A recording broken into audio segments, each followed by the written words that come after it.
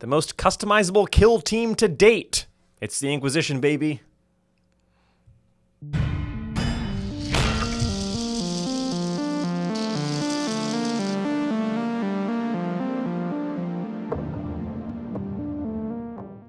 Hello and welcome to Miniatures Rundown. I'm Joshua. And I'm Mitchell. And today we're talking about the Inquisition, or more specifically, the Inquisitorial Agent Kill Team. There's actually no Inquisition.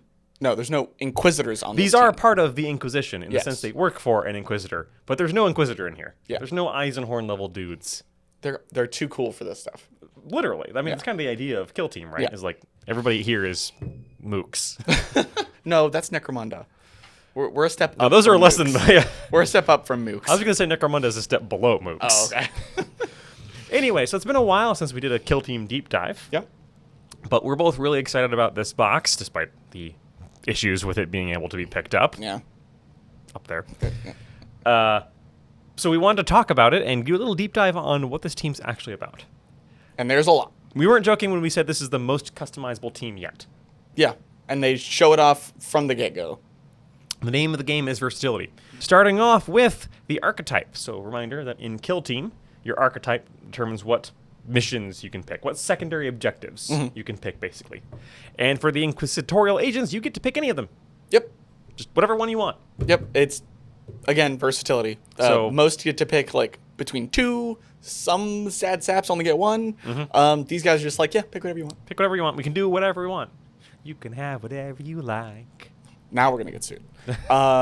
And even more to the customizability of this team, you can have up to 30 on your roster. We mentioned this in the weekly video. You can have up to 30 on your roster instead of 20, and you get a huge variety of guys to pick from. And 30 is still not enough to fit everything you could have. It's not, which is crazy. We thought it was. It's not. No. So to start off with your team. So like most kill teams in this edition of Kill Team, you have one kill team to choose from. And it's mandated a little bit what you take. You have to take an interrogator, who is your leader, and you have to take his little tome skull, which is the floating book skull. yeah, it's the doggo of this sprue. Besides that, you then have two different options. You can either choose a full Inquisition team, which is 12 total agents, or you can take 7 Inquisitorial agents and 5 ancillaries. Or 6. One set of ancillaries. For your Inquisitorial agents, you get one of each. Basically, yes. You can't pick more than one of each, with the exception of the gun servitor, where you can pick 2 if you bring 12. If you bring just Inquisitorial. If you bring the full 12, you can pick 2 gun servitors. Yes. That might be worth it. Maybe. We'll see. We'll see. We'll talk about each guys as we get there. Now, that's probably... some people are going to like that because it's the full Inquisition team. It's like this entire rogues gallery of weirdos. Yeah. And the gun servitor is real good. It is. But I think the thing that a lot of people are more excited for is the option to take 7 Inquisitorial agents and then a team of ancillary support. Yeah. Now, the ancillary support in the box, there's 2 of them. It comes with a sprue of 5 Sisters of Silence and a sprue of 5 Tempestus Scions. There is a whole bunch of customization even in those, because there are 3 different sisters and 1, 2, 3, 4, 5, 6, 7, 8 different Tempestus Scions you can take. The ancillary support options are just taken wholly from either their compendium in the case of these 2, or their existing kill team With the other release, 4, in right? the exception of with the case of the other 4, which we'll talk about. So they're just completely taking that with all options. Yeah. With the exception of the leaders. That makes sense. None of them have their leader or sergeant options. So with the Sisters of Silence, you can take any combination of 5 of the following. Basically your Bolter sisters, your Flamer sisters, or your Greatsword sisters. Makes sense. And you can choose however many you'd like. You've up to 5 of... Yeah, I think this is the only one that doesn't limit you on anything. Well, there's only 3 of them. So Yeah, because that's Sisters of Silence in general. They don't have gunners Right. or anything else, so they can just kind of do whatever they want. That's true. Some Scions are more rigid, but only in the sense that they are in their compendium. It's basically the same rules as the compendium. If you want Scions, you can bring 2 gunners and 1 of each everybody else. Makes sense. So as many normal troopers as you want, 2 gunners and 1 of anybody else. So for the Scions, you can bring the comms, who's your AP spreader, your APL spreader, your gunners who have the guns, and then your medic, and then your troopers. Makes sense. And all of those do just what they normally do. Although we will get to one thing, they have been slightly nerfed. The Scions are the only ones that have been changed. Which is really weird. They got reduced to a 4-up ballistic skill instead of a 3-up like they have in the Compendium. That doesn't make any sense. No, it doesn't, because the whole thing is that Scions are supposed to hit on 3s. Then again, even the Khazarkan also only hit on 4s in Kill Team, but that's because they have a mechanic for it. A mechanic they do not necessarily keep. True. So the other ancillary support options you get are the RBDs, specifically the Exaction Squad, the Khazarkan, you can bring 5 each of those, or Breachers or Veteran Guardsmen, of whom you can bring 6 each. So the max number of folks you can have in this Kill Team is 13. Yep. 7 Inquisitorial Agents and 6 if you bring Breachers or Gunners. We won't go whole deep in onto the specifics, because there's a lot. But yeah, this is talking about 4 extra full teams. But the basics are, you bring only one of each. For both the Khazarkan and the Veteran Guardsman, you can bring a total of 2 Gunners or a Sharpshooter. So 1 Gunner, 1 Sharpshooter, or 2 Gunners. Which would probably make sense depending on if you're in the Gallowdark or not. Yes. Or like depending on the mission and all that stuff. Again, customizability. Again, remember with Kill Team, with the roster, you can have as many of these guys as you want. Yeah. And then with the Exaction Squad and the Breachers, it's basically one of each. Yep. Because just like it is in their Kill Teams. The way the rules work is everybody loses their faction keyword and gains the Inquisitorial Agent faction keyword. Right. Which means all the things they do work on Inquisitorial Agents in addition to themselves. So, for example, all of these guys have medics. All that medic shenanigans works on Inquisitorial Agents now. Yep. All the comms guys who give you extra APL, you can give them to your Inquisitorial Agents too. Everything's the same. It transfers. They don't keep anything that's not on their data card. Right. So any faction stuff like the Khazarkan and their elite dice, the Exaction Squad. What's the Exaction Squad's thing again? I haven't played this yet. They have the I can't remember right now. I put Josh on the spot. Yeah, sorry. I was thinking the Breachers though do have Void Armor because Void Armor is on their card. Right. Yeah, so like the Khazarkan don't get elite points because they don't have elite points to spend. That's a faction mechanic. Right. So even though elite is on their card, It doesn't do anything. your team doesn't have elite points. Which means Khazarkan are kind of not great. Yeah. Even so, there's the basic gunner that just lets you use an elite point every turn for free. You still can't do it because they don't have. No, it's the troopers who have. Oh, get to sorry, use not the elite. gunner, the trooper. That's what I meant. So that's not clarified, but I'm assuming not because you don't have elite points. Right. There's nothing to tell you what they do and how to spend them and blah blah blah because they're not in the faction. Yeah. It's a little dumb. It is. With that in mind, the Breachers and the Exaction Squad looks like the best of the lot for that Probably. reason. Yeah. Because Khazarkan really rely on their elite points. The Guardsmen are a close second just for number of people you can bring. Sure. And, some really fun specialists. Yeah. The Sniper, the Zealot, the Hardened Veteran. Those are all really fun. But the Breachers, man, you can bring the Endurant. Yeah, that's the first thing I thought of was putting a shield in front of one of your big and And that Endurant rule works for the Pistolero. Yeah, I was gonna say the gunner or the servitor. Yeah. Just stands in front of the servitor and boom. Oh, that seems gross. Ruins your day. Yeah. The Hatch Cutter with his Chain Fist. It's true. He's in there. The Axeman. Now, the Sergeant with their amazing skills is not, unfortunately. Yeah, it's not. But, and then same thing with the RBDs. The guy who can do the arresting can still do that. The Subjugators with their shields, the Subductors with their shields and their whole thing where the shield lets them fight first, they can do that still. Yeah, those seem like pretty good ones. So those seem like the winners. I feel like other than the nerfing of the Scions, I feel like the only real downside is the Khazarkan losing their special. Which, and Khazarkan are one of the weaker teams anyway because of that. And I'd have to double check that and make sure it wasn't FAQ'd somewhere. But yeah, It's probably going to be FAQ'd with this book probably if that's going to happen. when the FAQ comes out for this. Yeah. Yeah, otherwise, I feel like because if you really want some melee punch, you can bring Sisters of Silence with their greatswords and just ruin somebody's day. Yep. The Scions are decent-ish. Sure. The Exaction Squad doesn't have a lot of punch, but has a lot of defensive shenanigans. Yep. Control, defense. The Breacher has a combination of some punch and defense and void armor, which is very good. I feel like the Breachers with their shotguns are going to be better in close quarters and that kind of thing, which, I mean, we knew because they were the first Gallowdark team. And then probably the Guardsmen are going to be the long range. Yeah, getting a veteran Guardsman sniper with his sniper and silent and all those normal rules. Yep. Sounds great. And again, because of the 30-man roster, you can basically take 6 and 6, and you basically, if you drop one of these squads, Yeah. then you can just fit everything you need. Because if you decide you want to bring Ancillary Guardsmen, you could have 7 Inquisitors, and then 6 and 6, which is 7 to 12, 19. 19. And then have room for 11 more. So 2 5 squads. Yeah. So basically, yeah, you're gonna have to drop 2 of these options. Yeah. You want the full range. Yeah. So incredibly customizable. You can be prepared for basically anything. Yeah. You could put Breachers and Veteran Guardsmen and RBDs and Sisters of Silence on your roster. And just be like, oh, I'm playing Thousand Suns. I want to ruin Psychers days. Sisters of Silence. Sisters. Yeah. Yeah. And just watch them weep. So this is I want to say this is the thinking man's team. It means they don't have a bad matchup, but you have to know what you're doing. Right. It's very like specialist based, which completely makes sense for the Inquisitors. Yeah. That you like, okay, these are the guys that I have specifically to deal with Psychers. Bring in my anti-Psyker guys. These are the guys that I have for long range. Bring in my snipers. That kind of thing. Yeah. Now, they're Tac-Ops. The faction Tac-Ops are the ones that you get points for. Yep.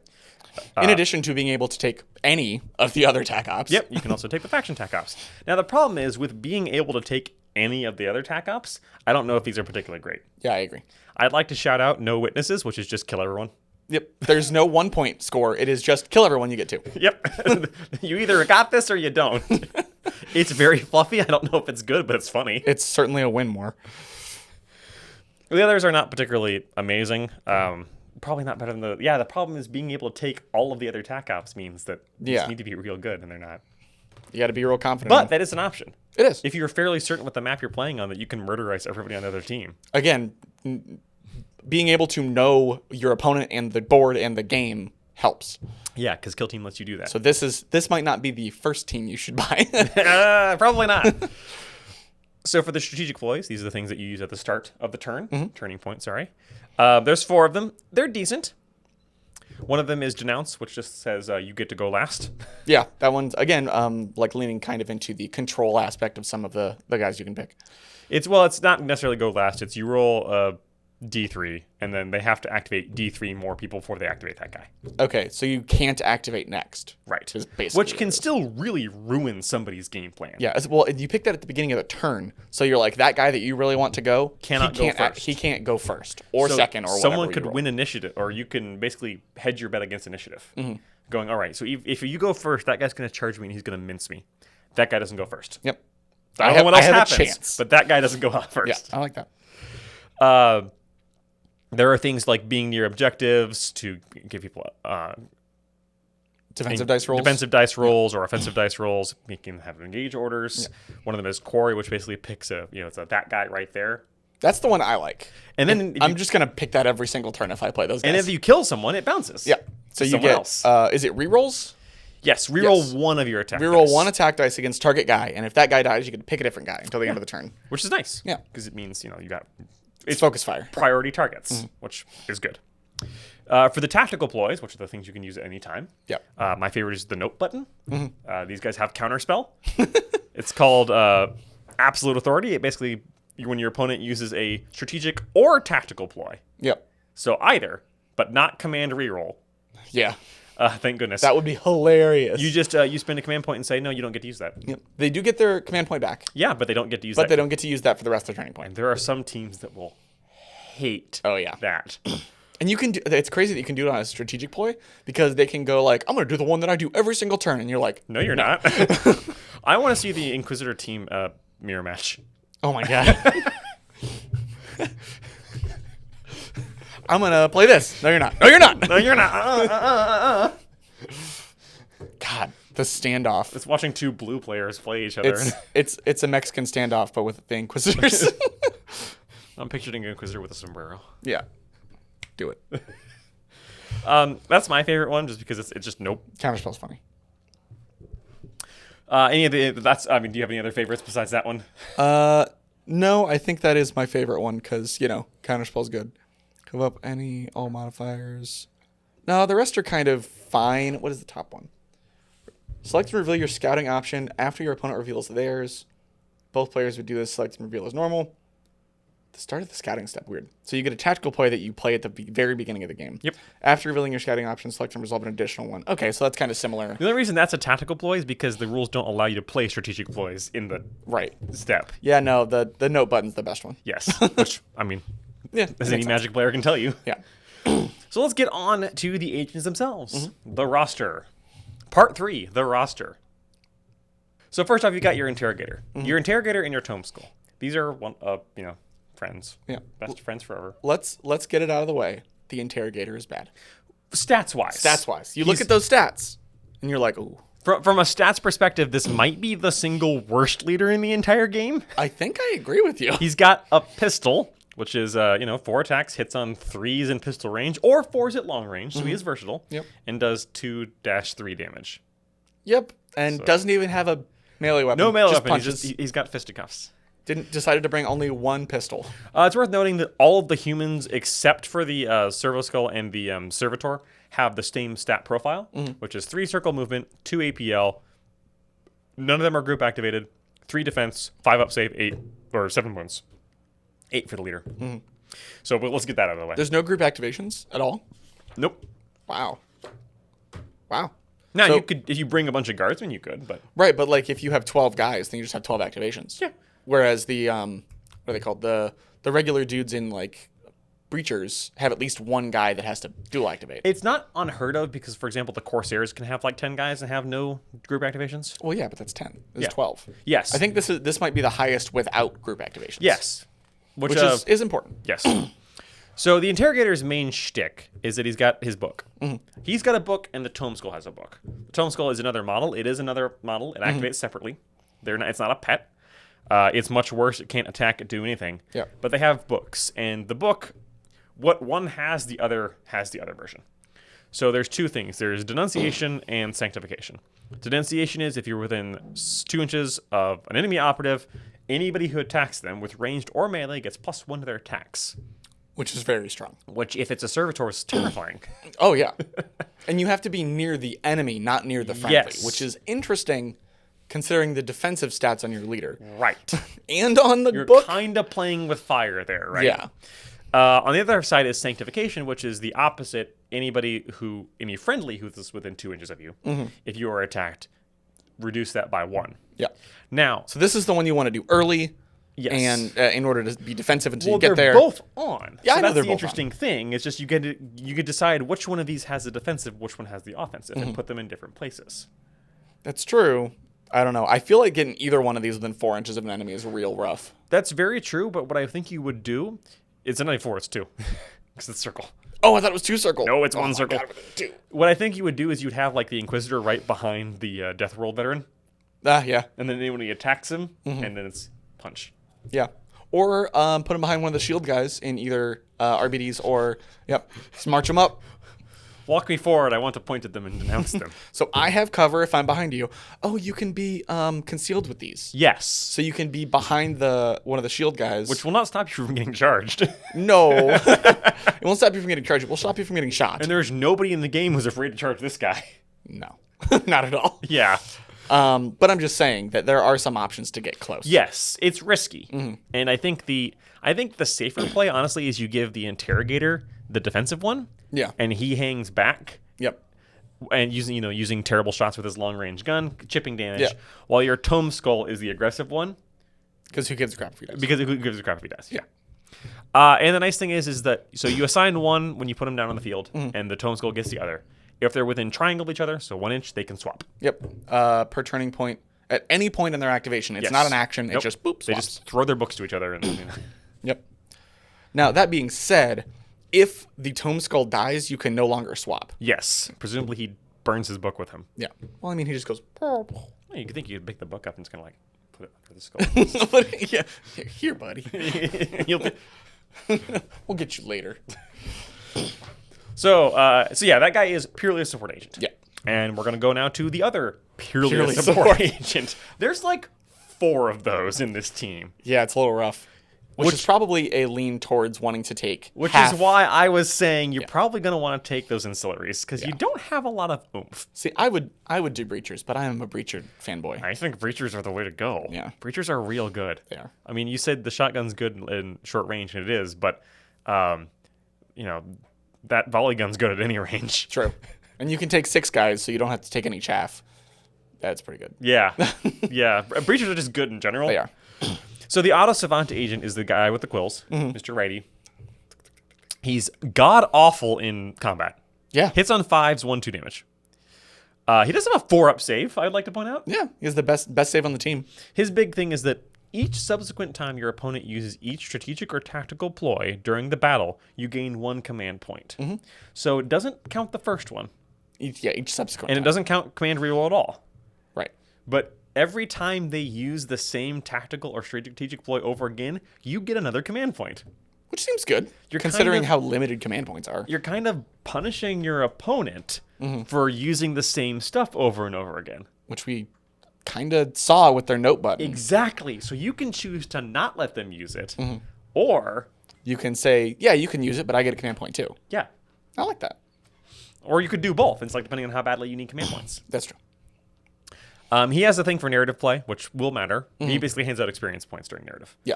And then his other big thing is that he can lock down an objective. It's called irrefutable report if he's within square, Which is 3 inches? 3 inches. Yeah, because remember, it's triangle, circle, square. Yeah. The triangle's 1 inch, the circle's 2, the square is 3. Don't ask. Shape-based economy. Yep. And he just dominates it. Yep. Opponents can't have it. He You has can't it. take it from him. Unless he's engaged. The problem is that he's very easy to kill and engage. So that's not gonna. That's has gonna. a 4-up That's gonna save. stop a grot with a grappling gun from like yoinking an objective. Yeah. But that's what he's gonna do. He's gonna stand on an objective. He's gonna take it. Now, again, all this being said, everything on his card can be used in conceal. Yes. So if he's within 3 inches of an objective behind cover, can't be shot, can't We're take it not from gonna me. shoot this guy off an objective, Nope. basically. Yeah. Especially if he's behind hard cover and you can't see him, but he's near an objective. Yeah, true. Yeah, this is his, and you have to get there to get to him. So he is a objective control piece. Yep. Probably, I'm not gonna say an auto include, Yeah, that's fair. but the command point thing is this will depend on who you're fighting. Yeah. Again, And this is also going to reward knowledge of enemy teams. Yeah. Because there are some factions which like to use the same command point over and over and over again. I've mentioned this before, is that I feel like every team that I read is like, that one is so good, I'm going to use that every turn. So yeah, being able to either farm command points or nope your opponent out of using them is very strong with the ploy earlier. So then we get to the Quest Keeper agent, who has the dumbest He-Man helmet in the world. But And he does. the coolest sword of the But he world. does have an eviscerator, which is the coolest weapon in Warhammer. I Yep. think we can agree. Yep. The coolest melee weapon in Warhammer. Definitely. There might be cool other ranged weapons who are tied, but I'm going to say the eviscerator is the coolest melee weapon in Warhammer. We should do a top 5 range, top 5 melee weapons in Warhammer. Hashtag Darktide make the eviscerator better. So the Quest Keeper is your melee beat stick. That's what he does. We're going to be saying this for the next 3 guys, I think. No, because I think the other two have very other different roles. Yeah. The Quest Keeper specifically runs up and beats you to death with his eviscerator, which is 4 attacks. Only hits on 4s, Sure. but it's 5-6 damage. Brutal, which you can only block with crits. Yep. Unrelenting, which means you can reroll one of your attack dice, And Reap 2 critical which splashes crits on two everybody. crits. On everybody within, I think it's 1 inch? It's 1 circle. Yeah. Or yeah, it's 1 inch. Yeah. So send him in there and he'll mess some stuff up. He also has a 5-up feel no pain. Yep. And if he dies, you get to hit with 1 dice in combat Sure. before he goes down. So this guy is just your offensive melee power. Yep. He's a little tougher than he looks with the 5-up. Yes. I was going to say he's the suicide, just like charge in, kamikaze, kill as much as you can and then die. But yeah, he's decently tough. I mean, he only has 7 wounds, but he's decently tough because of it. And some equipment might help. Yeah. Like, we'll talk about it later. Their equipment's kind of meh. It is. But some equipment might help. Now, the other guy, the next guy, the Death World Veteran Agent, who has the Frankenstein, like... Yeah, he's got the metal. his skull has been replaced by metal. Same stat damn line. Catachan. This guy is not quite as damaging in combat. He has a polearm that hits better. Has Reap 2 as well. Yep. But does not have Brutal, does not have Unrelenting. Has -1 damage. Yeah, he does also have a knife, which has 1 attack, hits on 2s with 5/7, lethal 5. I don't understand that at all. It's poisoned. It just says knife. I know, but I think it's a reference to like Slimarbo's poisoned knife. It should say poison knife. That's what it should say. He also got an auto pistol that you will never use. Right. This guy is the defensive melee line holder. Mm-hmm. Because now he can charge from concealment. Right. So he wants to stay concealed. Yep. Until someone gets close, and then he goes, rawr. And his big thing is he has weathered, which means once per turn, he can basically negate the damage from the first combat dice against him. Mm-hmm. The way combat works in Kill Team, usually it's, I charge you. I get to do whatever I want with my first dice. Yep. Like, if I hit you, you can't do anything about that because you can't parry that. Right. This guy can ignore that. Yeah. So this is one of the few people in the game where it's theoretically possible for him to completely block all incoming damage. Right.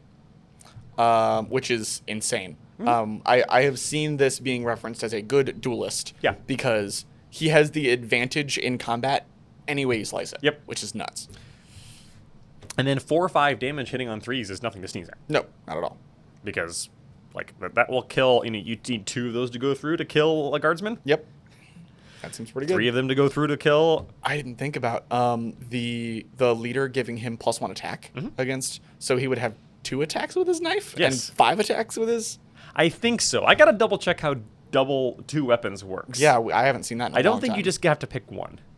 Yeah, that wouldn't make any sense. Well, I mean, I guess it would kind of make sense that you get 1 really good attack or 4 okay attacks. Yeah. But, like, that seems pretty good to give him Yeah. +1 attack on, like, either direction you go. Yeah, I like this guy. This guy's one of my favorites in the box. I like the Eviscerator a lot, but I would replace her head. Yeah. But yeah, I don't understand the knife.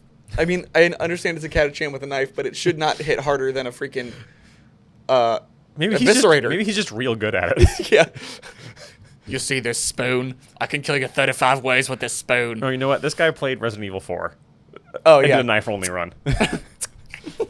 Oh god, it's Krauser. Rookie. All right. So then you have the Enlightener, who is your control melee. So you've got your beat stick melee, your duelist defensive melee, and now your control melee. Because he does not hit as hard as either of them. No. He does have balance, which lets you do rerolls. But his big thing is that he charges people and then he injures them, Yeah. even without actually injuring them. On a critical, they become injured for the rest of the game. Yeah.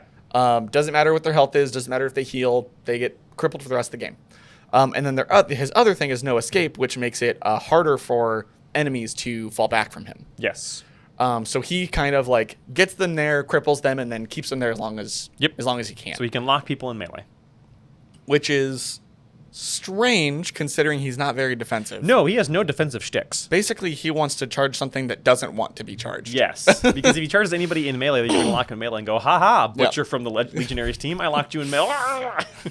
So, there goes my arm. Yeah. It's gone. He's got to pick something, throws him out the airlock. Yeah, he's a weird one. I don't know if I would go with him. I didn't build him because he shares a sprue with, I forget who.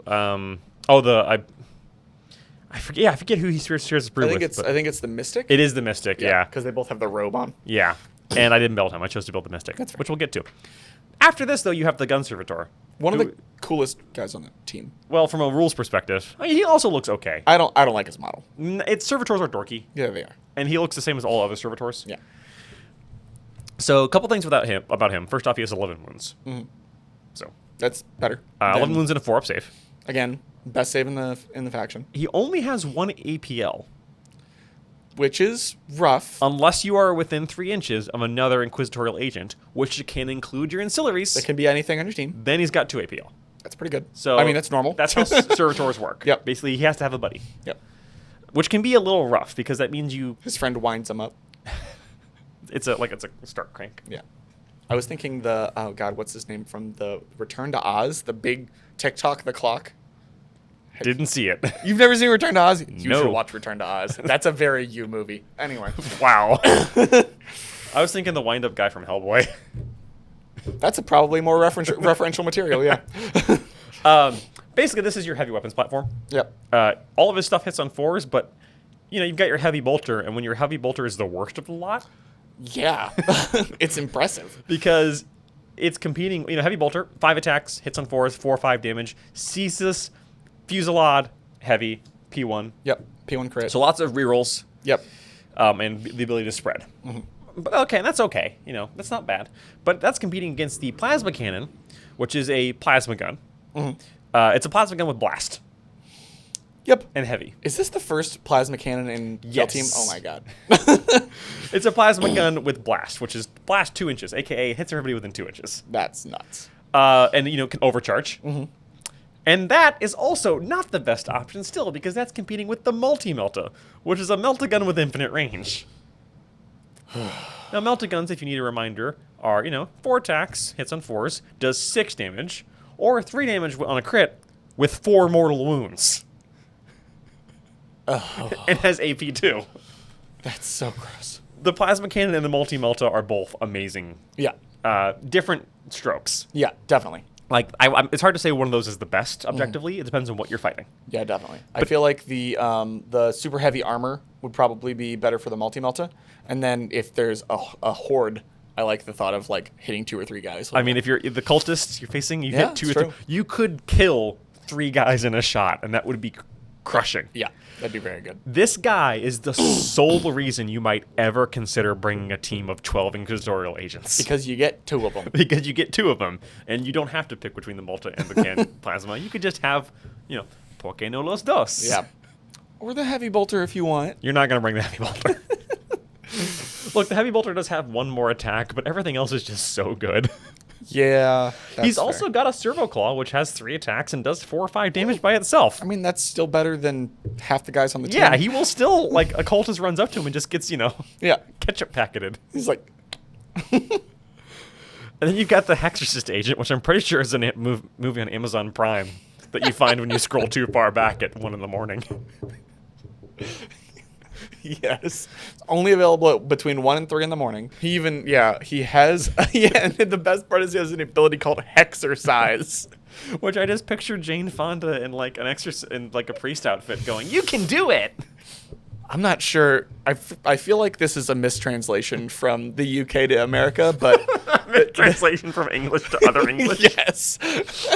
But, oh my god, this guy's very funny. He also has the worst monk haircut and a bite bar? Yeah. So, okay, that's supposed to be a shell, I think, that he's carrying in his mouth. Okay. Like he's carrying a shell in his Because he does mouth? have a shotgun. Yeah, he's going to load the shotgun? I just thought he brought some personal life onto the battlefield, honestly. No, then it would be a ball, Mitchell. Anyway, this guy's main thing, he's got a shotgun. It's a standard shotgun. It's fine. 4 attacks, hits on 3s. 3 damage, so no crit, but, Yeah. Or his fists. The big thing is he has Hexercise. Mm-hmm. He does Hexercise. Which basically, if you're within 6 inches of an opponent, they can't do rerolls. Cool. His other thing is Chastise, which is an action, where basically he says you don't get to use that ability on your card. That's pretty good. That, again, we've said this like 4 times now, against certain teams, that could be crippling, right? Yeah. Like, that could ruin somebody's day. That thing that makes their faction work, you just turn it off. Like, So hey, wipey. well, going back to the joke about the Inquisitorial mirror match, weather doesn't work. Yep. Well, no, I think it is an action ability. Unique? No, it just says you select 1 unique action or ability. So he could turn off another Hexercist's Hexercise. Yeah.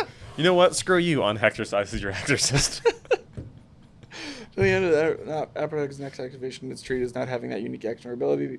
Cannot perform this action while in engagement range of an enemy operative. You can turn off auras with it. Yeah.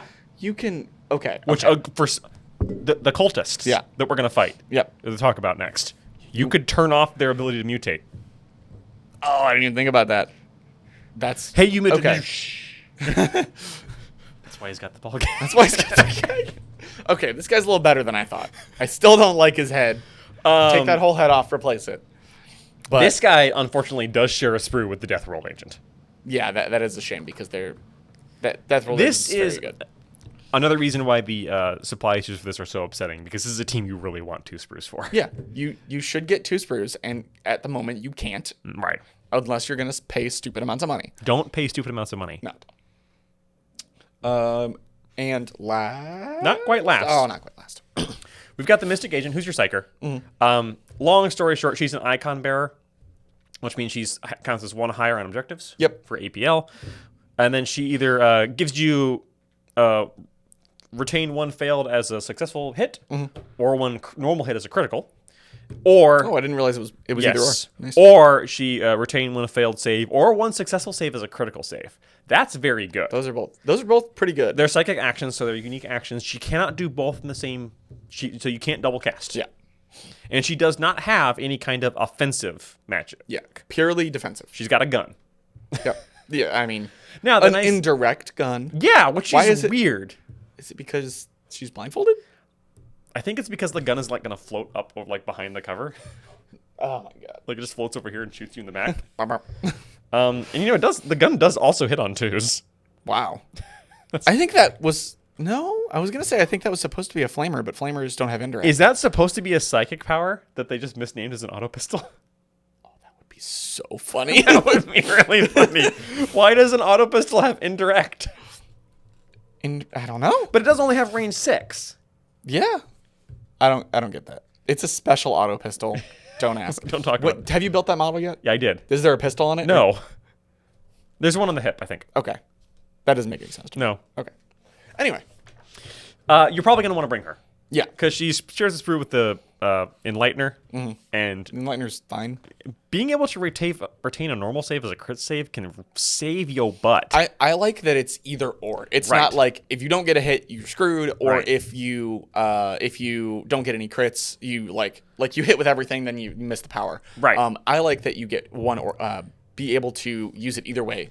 Yeah. Basically, unless you get all crits, you can use something out of it. And it which does is really have nice. a 6-inch range. Yeah. So you do got to put her next to. Yeah. Basically, you're going to put her next to somebody you want to keep alive. Yep. And then maybe when you have the opportunity, switch to somebody who wants to kill somebody else. Makes sense. It's very similar to the leader. Yeah. The leader in the books. But with a team full of 7 wound dudes, the Yeah. ability to retain a crit save can, Yeah. Huge. Now, the Penal Legionnaire agent... Actually, I think the Penal Legionnaire might be the one who shares with the Death World? the Death World. I can always tell from their bottom half. Yeah. I always forget. I don't exactly remember, honestly. It doesn't super matter. Not really. But the Penal Legionnaire is kind of a hybrid. He's a close range. 'Cause he's got a hand flamer, which is like a normal flamer except does 2/2 instead of 3/3. And he's got a chainsword, which does have 4 attacks. Hits on 4s, 4 for 5 damage. Yeah. It's better than fists. His big thing is he's got a mask that ignores all modifiers to characteristics just all the time, and he can't get stunned. So he's kind of unstoppable. Cool. And then his other thing is that if you attack somebody who already has a wound, you can reroll any or all of your attack dice. That's pretty good. That's so he pretty- basically wants to flamer something to injure it and then charge to kill it. Yeah. Makes Or charge someone who's already taken some damage. Yeah. Or flamer somebody who's already taken some damage. So He's the final shot kind of guy. yeah. The finisher. Word I was looking for. And the final shot kind of guy is this Pistolier agent. Pistol girl, agent's pretty good. who same stats. She's a girl in a robe with 2 pistols. She has a scoped plasma pistol. Which means you can shoot at long range, but not overcharge at long range. Yeah, it has the normal pistol profile, the plasma pistol profile, which by the way is very good. Yeah. Like it's one of the better guns in the game. Or you can shoot with a scope profile, which does hit on 4s instead of 3s, and does do 1 less damage, Oh, yeah, it does do one. but does retain AP1. AP is probably the best ability in the whole game. That's pretty good. That's still pretty threatening. Yeah. And then she also has a suppressed auto pistol, which hits on 3s, does 2/3 damage, and is silent, which means you could fire it from conceal. Yep. good. It is a shame that it's a pistol with silent, Yeah. because then you got to be real close to use it, even though you're in conceal. And if you're that close, you're probably just going to use Pistol Barrage, which is her unique action, which lets her go guns akimbo. Yep. Just shoot both of them. She can't do that when she's concealed. Yeah. And Pistolier means she ignores any and all modifications to her ballistic skill. Cool. So no shenanigans about, I'm minus harder one, to hit. minus 1 to hit me, blah, blah, blah. Doesn't matter. So last segment, let's talk equipment. Because we're going to skip over the Sisters of Silence and the Scions. Yep, because they're the same as they have been, except for minus 1 to their The ballistic skill. Scions, yeah, hit on 4s instead of 3s now. I don't know why they did that. I don't know either. Maybe they'd be too good hitting on 3s. Would they? Because nothing else in there hits on 3s. It's fair. Like none of the other ancillary support options do. That's fair. Scions are Scions. You're going to bring them if you want just guns, like because they can bring 2 special weapons, a melt and a plasma gun. The hotshot volley gun's good. Yep. The comms guy can buff your dudes. The medics are very good. The problem is, I think if you have the teams, I think the only reason you bring Scions is if you don't have breachers or guardsmen. That's a real shame. Because guardsmen are, especially with the change to hitting on 4s, guardsmen are no less shooty, have only 1 less save and 1 less wound. So these guys are the defensive option, but even then, the breachers are the defensive option. Because the breachers also, the breachers do have 1 less wound. They are at 7? Yeah. I thought they were at 8. Leader's 8. Oh, okay. Or no, maybe leader's 9.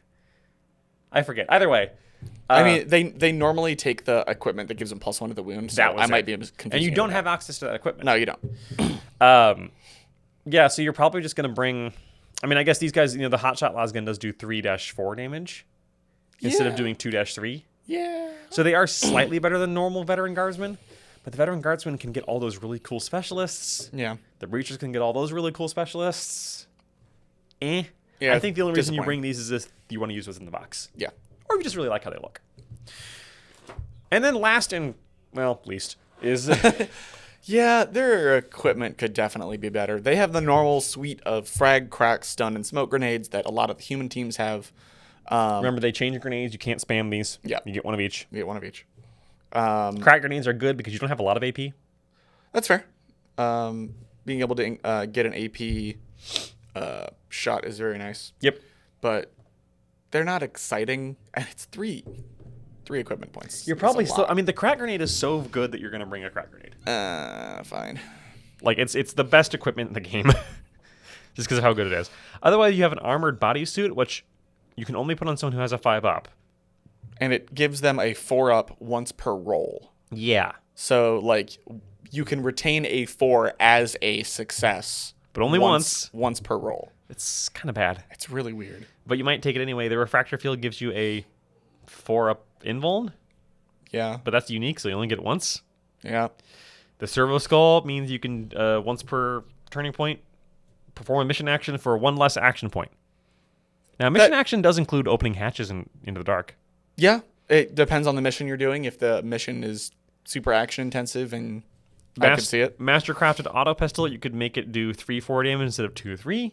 Note that does not apply to the silenced auto pistol. It specifically says you cannot do that, which is kind of crappy. Yep. Because be really good on that one. Most of the people who have the auto pistols are never going to use them. Oh, give that to the one that has the indirect auto pistol. The indirect auto pistol. Oh, that hits on 2s. It's an indirect auto pistol with a bigger barrel. Or you can bring a power knife, which just is a power knife. Yeah. Hits on 4s, 3-5, lethal 5. Sure. Yeah. You could put that on your leader so she actually has a melee weapon. I guess. I still wouldn't. I wouldn't either. Their equipment is disappointing. It's probably the worst part about the team. Yeah, it's the thing they're not super flexible on. No, it's weird. So overall, although you can give those to even your extra guys, your ancillaries. But you wouldn't. But you could. But you won't. So closing thoughts. Super customizable. Some of the guys are hit or miss. I am not a fan of the Inquisitorial team's looks. Yeah. That's just me. But you are the one that actually wants to play them. What do you think? I'm very excited to be able to use them alongside other factions I wanted to play anyway. Yeah, I like their looks. I like the Death World veteran and the pistolero and all that stuff. Looks great to me. I'm disappointed at how bad the leader is because it's supposed to be this awesome badass, basically baby Inquisitor. That's what interrogators are. They're not quite Inquisitors yet. Yeah, and they just suck. They read from a book. This dude is worse than a guardsman at his job of killing things. He's very clearly a morale specialist or something. Yeah, a little disappointing. He doesn't even have anything where he interrogates people. Yeah, you would think that would be a part of it. He's just either like, you rock or you suck. Maybe that's all they do. We're great, and you suck. Okay, full disclosure, we're not that great, but nevertheless, you suck. You're referencing right over my head. Weird Al's sports song. That makes sense. So yeah, I'm excited to play them, but honestly, I don't know they're going to be amazing, but their ability to be pretty decent versus almost any matchup sounds fun to me. Yeah. So that's why I'm excited to play them, because Cool. you never have to think you're getting a bad matchup because of your faction. Yep. So if you lose, it's entirely your fault. Wait. Well, we're also going to be doing a review, hopefully posted the next day, on the Chaos side of things, the side you're more excited about. Hopefully that won't take nearly as long, because it's much less about the models and much more just about the rules. That's true. Until then, I've been Joshua. And I've been Mitchell. And we'll see you next time. Bye.